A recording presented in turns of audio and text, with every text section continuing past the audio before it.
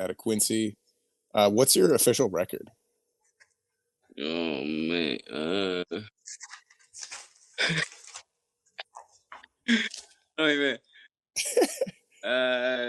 I'd say 20, 26, 6, 25, 6. I don't Okay, remember. 26-6. Yeah, yeah. We're going 26-6.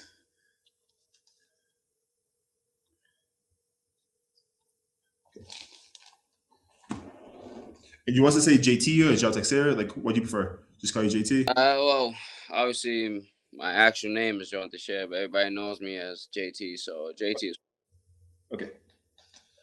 All right. Chris, how are we looking? Good to go? Oh, we're already live right now. That's fine. We can just like Just go right. yeah, we'll keep rolling. Okay. Andrew, you want to introduce them and we can go from there? Yeah. Yeah. All right, guys. Welcome to the Muay Thai Minute. We've got the pleasure of having Joao Teixeira here right before his ISKA title fight this weekend at No Boundary Fight. JT is 26-6, fighting out of Trifecta MMA in Quincy, Massachusetts. We're really happy to have you here. So thanks for joining us today, JT. very much appreciated. Yeah, there was a little like technical difficulties a little earlier, so I'm glad that it actually worked out and you're on screen with us. The first thing we wanted to ask, like, so something that like I personally like to know is what got somebody into like martial arts or fighting in the first place. And so like for that question towards you, like what got you into Muay Thai or like into martial arts or made you start like your journey with like I guess trifecta and like that. For me, props go out to Tony Jaa. You guys know Oh, him, yeah, yeah, box and everything. So actually starting watching those movies are actually the ones that got me started into like really in the beginning. Obviously I didn't know if the name of the obviously the sport and the martial art was Muay Thai, and then obviously Muay Boran, which Muay Thai originated from. So basically in his movies basically does Muay Boran. So me watching him, that's all actually where my signature move comes from, the flying knee. So I used to yeah. always try to do it as a kid and everything like that. So just watching him, watching the fights, and I just from there I was like, one day I want to be able to do the same thing as him. Obviously, in the beginning it was like, oh, I want to be in the movie just like him, fighting and knowing all how to do all those stuff. But when I came here from back home, obviously I didn't have no guidance or anything like that to get into those into martial arts in general. So, but I was very fortunate enough, like, years go by, I was able to meet one of my big bros, which is you guys are pretty familiar with him as well as Jarrell Larnell. Yeah. Um, which we ended up, I wouldn't say accidentally, but because everything is in God's plan. So I was working the same spot as him. So watching him actually leaving from work, he was having his backpack on with gloves out and everything like that. So obviously that kind of cultivated me into like I want to approach this guy. I want to see what he does or anything like that. Especially because who else would walk around with just a bag on and a glove and gloves on him? You know what I'm saying? Yeah. Yeah. Besides fighters. Yeah. Besides Out fighters. like that. So for me, it was like I gotta see what he does or anything like that. So in the beginning, I actually didn't even know the name. Like I said before, the name Muay Thai. So when I Yeah. first approached him, I'm like, hey, what do you do? Like, why do you have the boxing gloves on you and stuff like that? He's like, I do Muay Thai. And then question mark is all over my head. He's like, just here. Gave me his number, gave me the address for the gym, and he's like, just come down, show up, and we'll go from there. And here we are now. So. And how long? How Nice. many years ago was that happened? I believe it's getting close to 7 years now. 7 years. So 7 years in the game. It says. Again, yeah. Nice. Uh, And Trifecta, it sounds like it's the only gym you trained at so far. Yeah. That's Nice. That's will always be my home. That's awesome. Deep roots. Do you plan on like? I know we're talking about like ISKA right now, but do you have any aspirations of going pro after this, or like what's like the future looking like for you? I've said it to every single person and everybody that asked me the same questions. Yeah.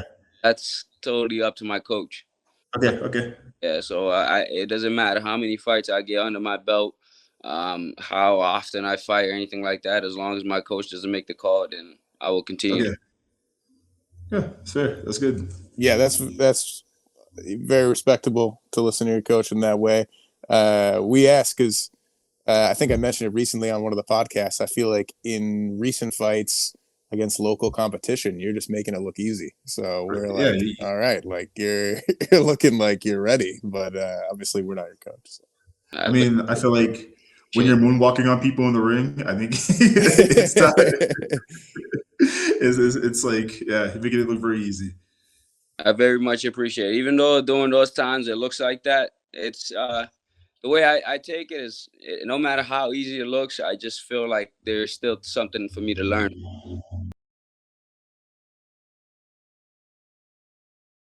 What do you feel like you're learning, I guess, now or in this fight? Is there anything particular that you focused on or like working towards? Oh, well, obviously the ultimate goal is going pro and making it Yeah. to the stage. I think you and I share that common, which is one championship. Um, Yeah. obviously that's the ultimate goal. So definitely. Nice. So you like the 4 ounce Muay Thai, like that style, or do you just see it as like the highest level, I guess, in the sport? I would Or say I see it as the highest level in the sport. yeah, Sure. nice. Would you ever just kind of like piggybacking off of that? Like, do you watch RWS or do you watch Muay Thai outside of like? Yeah. Would you ever be interested in doing RWS or anything of that nature? If the opportunity presents itself, most Yeah. definitely. And obviously, I got to run it by my coach. If my coach Of says, course. Of course. Yeah. "Oh," if say coach says no, then obviously it's a no. And so like Trifecta, I'm guessing like is very close knit. Like that's how it's family to you. It's Like, yeah. definitely. Is there any? Whatever it is. Do you have cravings too? Like sometimes, like before when I'm kind of weight, I'd be craving stuff I haven't eaten in years. Like one time I made a cheesecake with Rice Krispie as the crust, and I've Oh, never wanted that in my life. But just cutting weight and shit like that, I'm like, oh, I need to have this. I've eaten the most random shit. sounds good right now. Like you're currently in your weight cut. I'm like talking. We shouldn't be talking about food right now. That's fine. Yeah, over the times doing them and everything like that, I kind of got Yeah, to the point where I'm used to it now. It yeah. actually feels good to actually talk about food. I don't know why that. People, It's like when you see the guys smelling it and then they eat the celery. And oh this is yeah, like, how does it feel being like the inaugural like ISKA fighter for the East Coast or fighting for one of those first inaugural titles for ISKA? I'm beyond grateful and thankful. And it's just that's actually one thing that I'm trying not to get at me is the fact that it's two of us that's fighting for that title, Yeah, and and to be one out of those two is it's like I'd say like a big what you want to call it, what's the right word, it's a great privilege, a big honor for me to be able to compete for not only just no boundary itself, which is well known, but also for the ISKA title. So I'm just, like I said, I just got to be thankful and grateful for it. one follow up to that. So I know like you fought in a few guys from the West Coast. You fought in at the U.S. National. I don't remember his name right now, but you fought that guy from uh, Boxing Works. I remember like you fought him at Nationals twice, and I'm not sure have you fought anybody else from the West Coast besides that, or has most of your fights been here on the East Coast? I'd say most of my fights have been here, yeah, for sure. How do you feel like I guess fighting against West Coast fighters? Do you feel like it provides like? Do you feel like it adds like a different challenge compared to like East Coast fighters, or like how do you feel about your opponent in general? Like I know like at this point you don't want to worry so much about your opponent. It's kind of focus on what you want to do. But I'm just curious about like the East Coast West Coast rivalry, if that adds any. You all right over there? Yeah. Get some water. All the coffee we cut out. Like post interview, all all the pauses, all the coughing, all Sound the like Tiny Tim over here. So I'd say for that question, my response would be, it for me it's we're all a human being. I don't worry about West Coast, East Coast, left coast, right coast. I just know that he's been training, and he's probably thinking the same way. You know, he's coming here to have a challenge. And for me, I feel like everyone is a challenge for me. You know, I don't like to go and say, "Oh, it's a easy." I just walk right through them or whatever. No, I don't do that.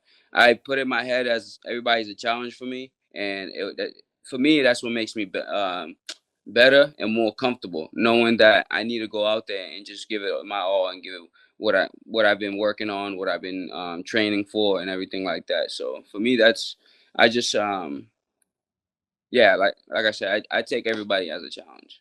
Okay. You know? Are you gonna do nationals this year? Is that another goal in nationals? I feel okay. Personal opinion, right? yes, in March. Yeah, I've been definitely eyeballing it for sure. So Right, you gotta come back. Yeah, I think after this, I think that'll be the next call for sure. I'm not saying I feel like the second time you fought him, I thought you beat him. If I'm telling you the truth, I thought I watched that fight as you beat him, but that's just I'm biased. But you can't forget that he was more of a heavy favor. You know, he's on there. Yeah, I think they lean towards that, but we're not here to talk about that. We're here to talk about we're here to talk about this Saturday, No Boundaries 27, and hopefully the new ISK 150 pounds champion. 153. It's a 153. Okay. 7 through 153. Yeah. Okay. Yeah. Nice. Any other questions? Kind of a random question. So I know when I'm training, I hate it when I'm clinching and people have long nails. That fucking pisses me off all the time. Do you have any training pet peeves? Like anything in particular, like when you're working with people where you're just like, I can't do this? Man, I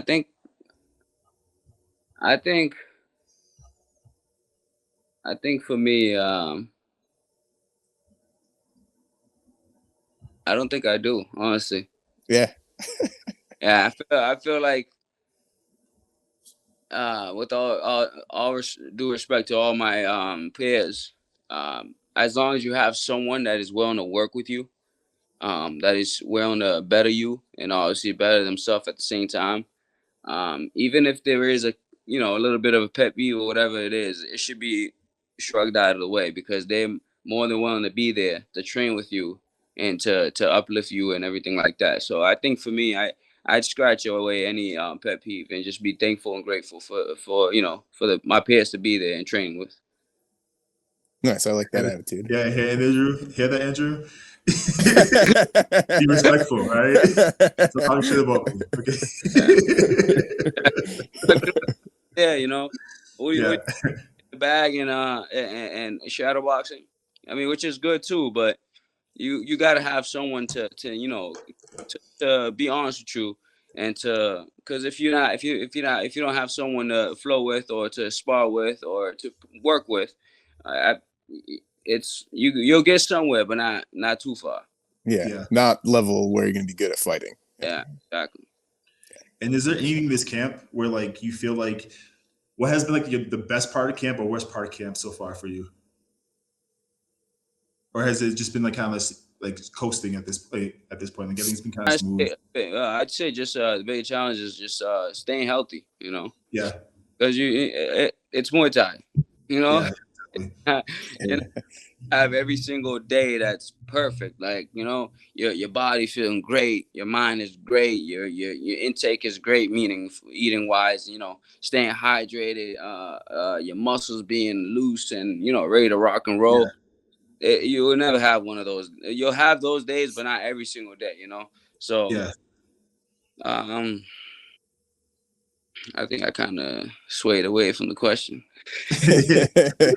Just it actually you're kind of answering it. Basically, just wondering if you've been having any like worst moments in camp, best moments in camp, but like you kind of answered the question, kind of like the arm, it is never gonna be perfect. Like Yeah, you're fighting, you know. yeah. You're trying to stay away from injury as much as you can, Yeah, because sometimes you get that little accidentally, knee to knee with each other, you know, yeah, or you could accidentally eat a knee to the rib, even though it's not malicious or anything like that. Sometimes it happens, so it's just yeah, injury free. That's probably the biggest challenge is while you're training and getting ready for a fight. yeah. Okay, Chris, any more questions from you before we move on to our game? And Okay. snoring over there, I see you. I, So, where this is our that's kind of funny that you're fighting for like the inaugural title. This is actually like our inaugural interview, the very first interview we've ever done, and nice. what we're gonna So it's kind of cool. We have like a little game that we're gonna try to like play real quick. It's just a rapid fire game. So we're gonna ask you questions and say the first thing that comes to mind. Okay. Uh, All there's right. 3 rounds. There's 3 rounds. Okay. The way this works is you have 3 seconds to answer the question. Okay. If you don't answer the question in 3 seconds, it counts as a knockdown. All right. So Oh, if you get all right. so so if you get 3 knockdowns in 1 round or 4 knockdowns in the fight, it's over. Okay. All right. All right. So Y'all know me. I don't like going. I go out there. So. Lavelle, so you the want me to way, read round 2 and then Chris yeah. can kind of time it out? Yeah. So, Chris, way we can do this is, Chris, as soon as the question's read, you can put a timer up, or you can like if you have your phone, just have time on your phone and count for 3 seconds. Man, you better read those questions clear too. so, so we be clear. If you need us to like reiterate, just say it. We do it again. Yeah. But the timer is just 3 seconds. He has 3 seconds to answer, and so like again, Okay. the timer doesn't start Hey, until read that the again. question. Read that again. Can you read it? Nah. Timer doesn't start until the question's finished. Okay. All right. So first round again, very easy questions, simple stuff. I'll start the first round, and then I guess. Okay, Chris, are you ready with the timer? Okay. Question number 1: elbows or knees? Elbows. Question number 2: pads or sparring? Sparring. Okay. Question number 3: morning training or night training? Both. Both. Okay. Number 4: 5 rounds or 3 rounds? 5. Question number 5: traditional Muay Thai or modern Muay Thai? Both. Number 6: music during training or silence? Both. That was close. That was close. You on the ropes. All right. Number 7: pressure fighter or counter fighter? Pressure. Okay. Number 8: stadium Muay Thai or international shows? International. Number 9: win by decision or late TKO? ATKO. Number 10: favorite strike, punch, kick, knee, or elbow? Kick. Okay. That's the first round. First round's done. All right. All right. We're going to round 2. All right. Question number 1. Which matters more in a fight, cardio or composure? Composure. All right. Number 2. Best skill to steal from another fighter, power, clinch, timing, or chin? Timing. Okay. Question number 3. Harder to deal with, southpaw or pressure fighter? Southpaw. Number 4. Worst part of fight camp, weight cut or injuries? Injuries. Number 5. Which round do you trust yourself most in? 3. Nice. More important for winning rounds, damage or control? Control. Nice. 7. Which do fans misunderstand more, the clinch or defense? Both. Ain't that the truth? 8, better teacher, a bad loss or a tough win? Tough win. Number 9, who Wait. is Sorry. Repeat that question. Sorry.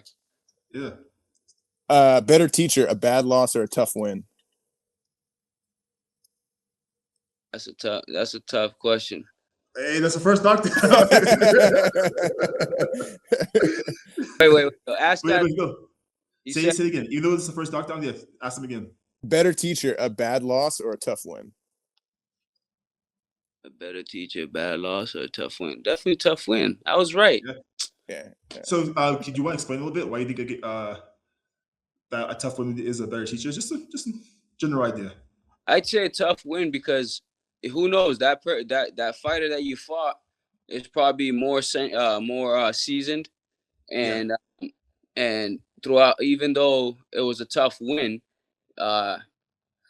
you still gave it your all. You know what I'm saying? And basically everything that you worked on and everything, even cardio wise, composure, everything that you gave it your all, and it was still a tough win. Meaning that your opponent was either a big game or you just had to push through with the way you were fighting that day or how you were feeling. So I'd say definitely tough win.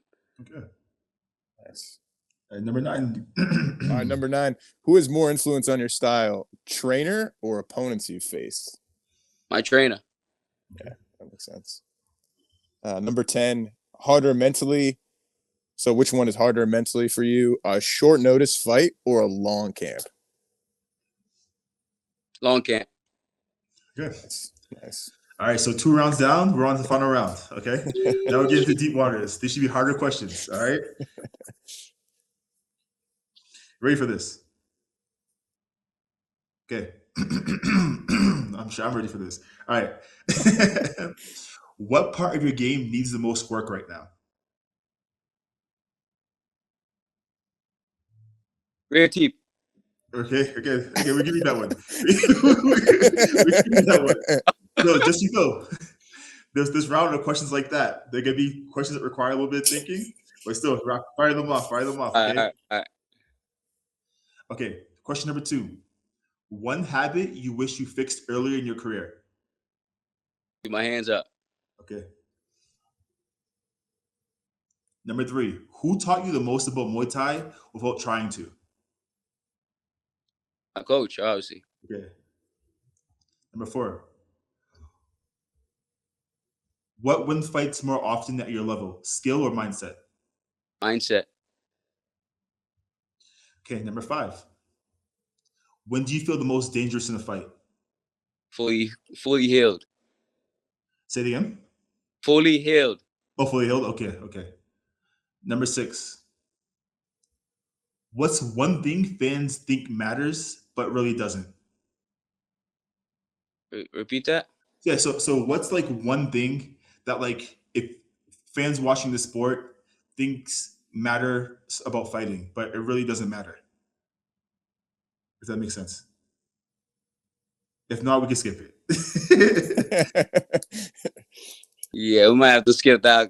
Okay. Yeah. Sorry. Okay, so next one, number 7.